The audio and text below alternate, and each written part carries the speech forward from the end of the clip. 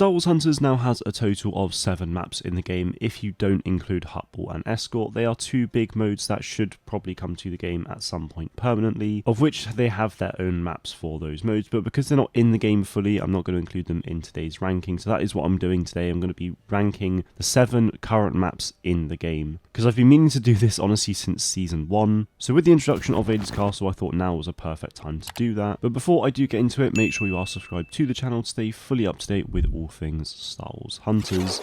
Jumping right into it, I've just taken these screenshots off the website.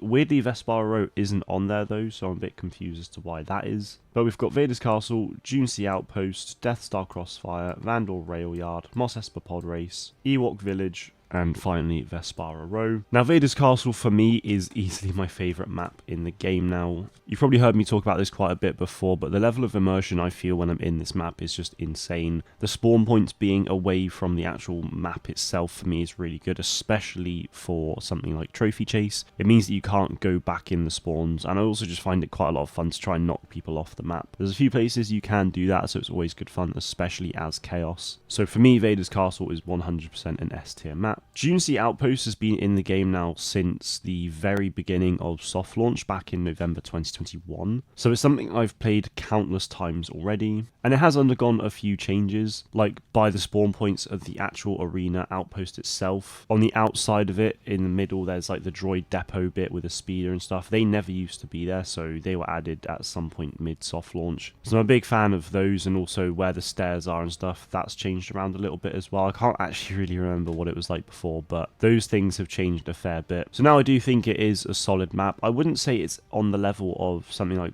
Vader's Castle, but I also don't find it's like insane. It's just like, for me, a solid map, and I have played in it a lot, so it's not like particularly special for me, so I'm probably going to put that as a B tier map at the moment. It might obviously change, but we'll see. Death Star Crossfire, like when this came out, this was my favourite map.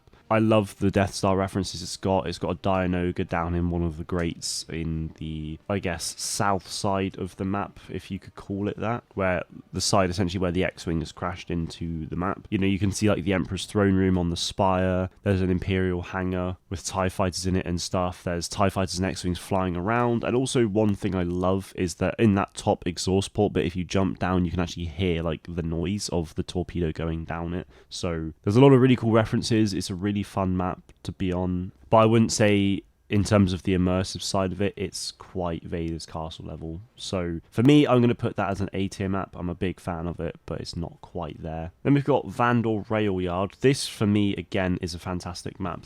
One of the reasons I love it so much was more the shock factor of it when it came out. I was honestly never expecting to get a map like this. The fact that it's just, you know, a planet from Solo, and we don't even actually have Hoth in the game anymore, or things like Coruscant or Geonosis, you know, like some like big maps from the actual films itself, you know, like episodes 1 to 9. I really wasn't expecting to get something from Solo so quickly, and for it to be Vandal's awesome, because obviously in Battlefront 2 we got Kessel, but in this map now we've got Vandal, so they're kind of like, you know, the 2 big planets in that film, so, or at least 2 of them. So yeah, I really enjoyed this map for that reason. The train zooming through is a lot of fun. Overall, I think it is just a solid map as well. I wouldn't say it's quite as good as Death Star Crossfire, or maybe it is. For me, it's like on a fairly similar level, honestly. So I'm going to put it on A tier, but like just behind Death Star Crossfire. Mos Espa Pod Race is another one that's been around since the very beginning of soft launch. I think it may have had some slight tweaks over the years, but nothing too crazy. Like Vandal, I love the fact that the pod races will just come in every now and then and just zoom in through. And there are some like crashed speeders at points as well, which is quite cool. And overall, I do just like the map in general. It's quite fun for Trophy Chase actually as well, with the different vertical heights and areas you can go to and stuff. Obviously, I don't like the fact that you can go into the spawns, but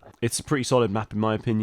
I'd say I probably enjoy it more than something like Dune Sea Outpost, but not as much as Vandal and Death Star. So I'm going to put it also in B tier, but in front of this. Ewok Village is another one that has been in the game since the very beginning. I feel like this hasn't gone under any changes as such, but they have like updated the lighting on it and stuff, so now it looks gorgeous. I feel like the immersive side of it is pretty solid. It's definitely not on Vader's Castle level in terms of immersion, but I love all of the sounds in it because it feels like you're actually just sort of walking through an Ewok village or a jungle or something. Personally, I probably want there to be more like Ewok hut side of things, to be honest, though, because I feel like it's mostly just platforms. There's no real like village aspect to it. So for me, it feels more of like an Ewok memorial sort of location, because in that central log you can see like paintings on the floor essentially depicting the Battle of Endor and stuff, which I really like that. There's a Gorax carving as well. So I feel like it's a really like great homage to Endor and everything about it, which is great, but it doesn't feel villagey to me. I'd say it probably is around here though for me, in the B tier, probably between Pod Race and Outpost. It's a really fun map, but equally it's nothing like too crazy. And finally we have Vespara Row. Now this map is completely different to any of the others for me. Like, it's super CQC. Like, none of these other maps are really like that. Vader's Castle's quite tight, but even then I don't feel like it's anywhere near the same level as Vespara Row personally. This map is a lot of fun. I wouldn't say it's like anything too insane. I do like the fact that this is a map set on Vespara though, which is obviously the planet that the entire game is set on. So being able to see a little bit more and understand what like the town would be like, I'm a big fan of that personally. I also love the fact that there's like arena shops and stuff, so you can get plushies for like Reeve, Amara, Aaron and stuff like that, other merchandise for them. I really like seeing all that stuff as well and just really building the lore. And then as a map to play on as well, I do think it's fun. It's pretty chaotic, but I would say it probably is in this B tier somewhere. I enjoy it more than Outpost, more than these two maybe as well, so I'd probably put it at like the top of the B tier. Hunters for me honestly doesn't have a bad map. Like, whatever map I play on, I'm happy to play on it personally. Vader's Castle for me right now is easily at the top. There's so much to love about it. Crossfire and Railyard, both of them are also just fantastic maps for me. And then these four in the B tier, they are honestly like solid maps. I don't have any complaints for them at all, but there's no like, for me, any particularly special factor about them at the moment. Maybe that'll change in the future, but overall I would say this is my definitive ranking right now. So like, out of the 7 in order, it's 1, 2, 3, 4, 5, 6, 7. I'm curious to hear what you guys think, because your ranking might be completely different to mine. So please do let me know what you think about all of this in the comments below. That is it from me today though. Thank you all very much for watching, and may the force be with you always.